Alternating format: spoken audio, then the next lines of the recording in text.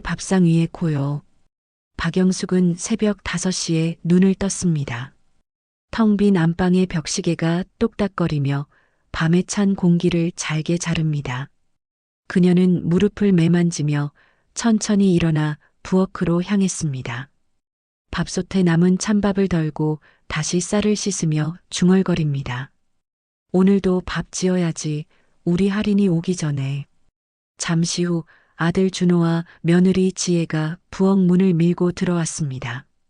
지혜는 인사를 건너뛰고 냉장고 문을 열며 이거 남은 김치 어제 것 맞아요? 라고 묻습니다. 영숙은 그저 고개를 끄덕입니다. 준호는 말없이 신문을 펼쳐들고 할인은 식탁에 올라 아침을 기다립니다. 밥 짓는 냄새가 퍼지자 할인은 손뼉을 치며 웃었습니다. 하지만 지혜의 표정은 그 웃음 속에서도 어딘가 굳어 있었습니다. 그녀는 부엌 구석에서 작은 갈색병을 꺼내 잠시 바라보다가 손을 떨며 주머니에 다시 넣습니다. 그때 영숙이 돌아서며 그녀의 손을 받습니다. 무슨 약이냐? 아, 비타민이에요. 요즘 피곤해서요. 짧은 대화였지만 두 사람 사이엔 묘한 긴장감이 흘렀습니다. 아침 식탁 위에는 김, 된장찌개, 달걀 프라이가 올려졌습니다. 그 평범한 밥상이 그날만큼은 유난히 조용했습니다. 할인만이 젓가락을 들고 환하게 웃으며 외쳤습니다. 할머니 밥이 제일 맛있어요. 그 말에 영숙은 비로소 웃었습니다. 하지만 그 웃음 뒤에는 설명할 수 없는 불길한 기운이 가만히 숨어 있었습니다. 이 낯선 쓴맛. 다음 날 아침 영숙은 평소보다 일찍 밥을 지었습니다. 지혜는 아무 말 없이 부엌에서 설거지를 했고 준호는 신문을 읽으며 커피를 마셨습니다. 할인은 잠에서 덜 깬 얼굴로 식탁에 앉았습니다.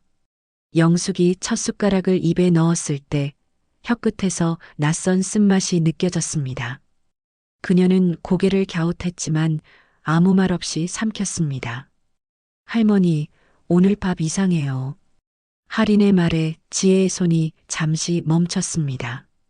입맛이 까다롭네, 애가. 지혜는 억지로 웃었습니다. 영숙은 괜찮아. 밥이 좀 오래된 거야.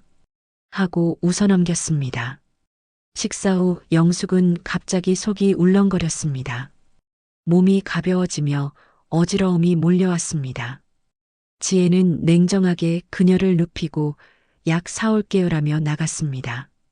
준호는 서류 봉투를 들고 외출 준비를 하며 병원 가봐요라는 말만 남겼습니다.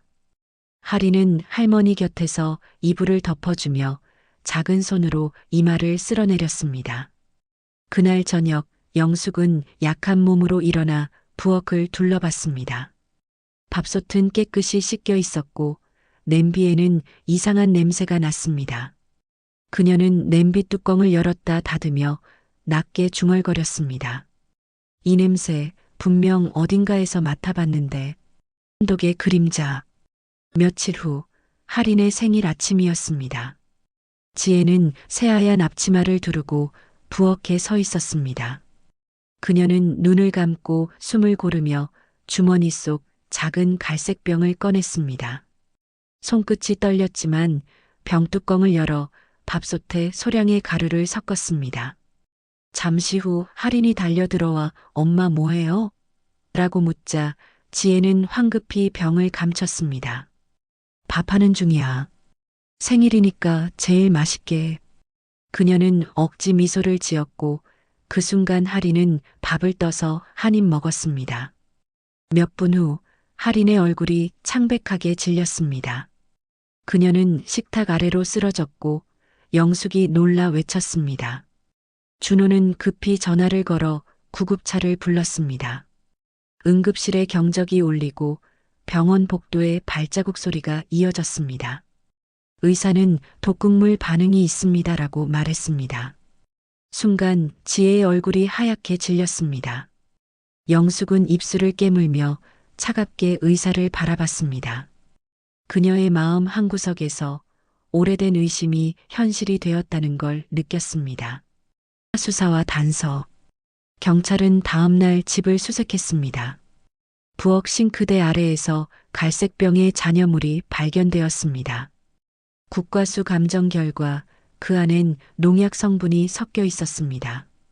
지혜는 눈을 내리깔고 아무 대답도 하지 않았습니다. 할인의 가방에서 일기장이 발견되었습니다. 거기엔 엄마는 가끔 약 냄새 나는 밥을 한다는 문장이 적혀 있었습니다.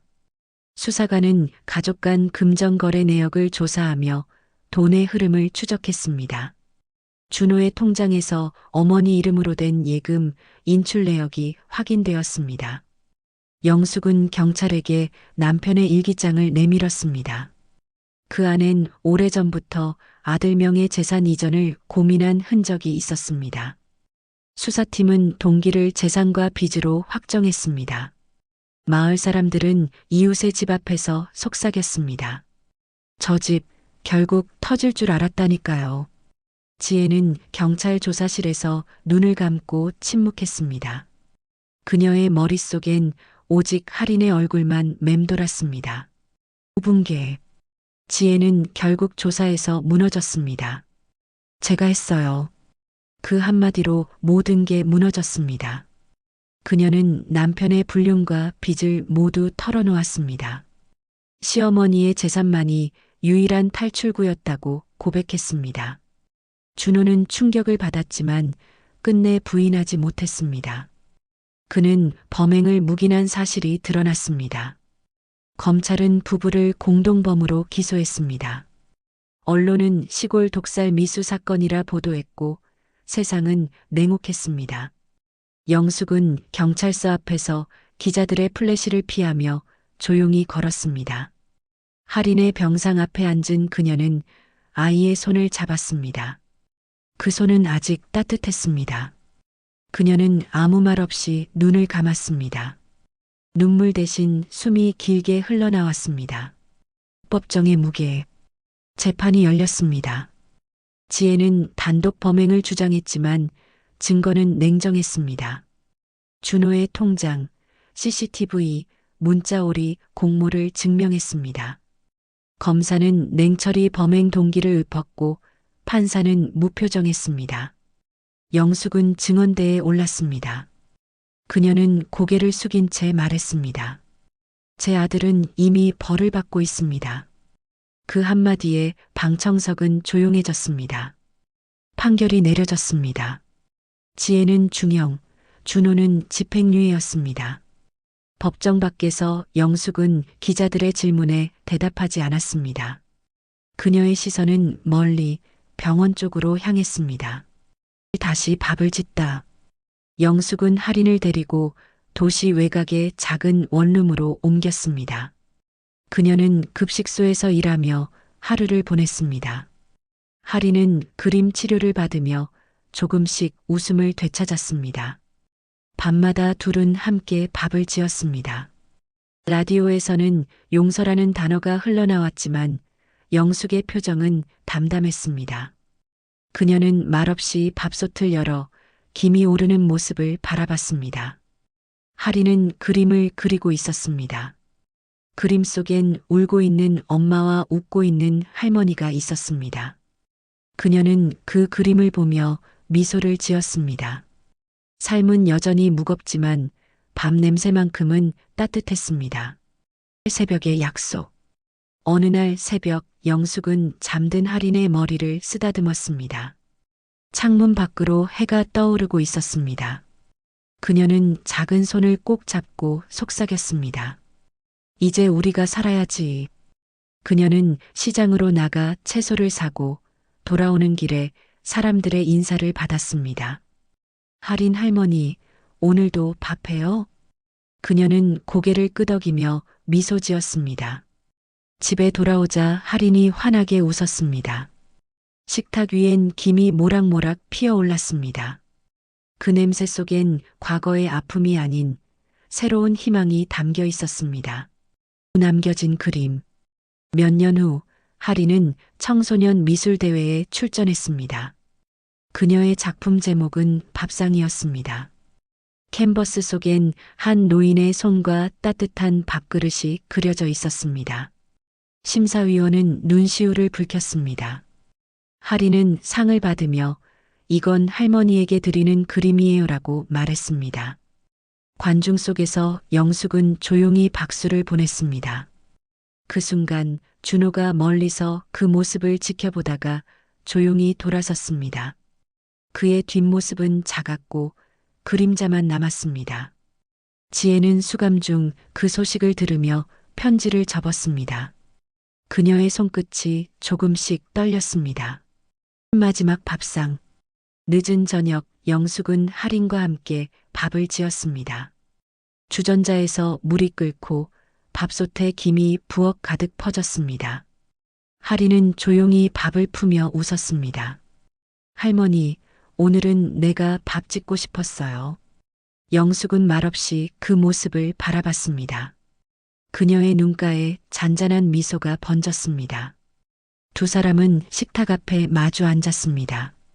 따뜻한 밥 한 숟가락을 입에 넣는 순간 세상이 고요해졌습니다. 그 밥은 고통의 기억이 아니라 살아남은 사람의 약속이었습니다. 그녀는 속삭였습니다. 이젠 우리가 살아있는 밥을 짓자.